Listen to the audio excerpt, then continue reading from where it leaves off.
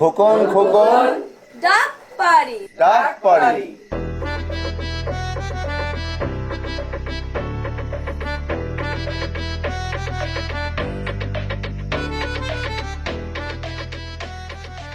কেন আসছেন এখানে? পড়তে আসলাম।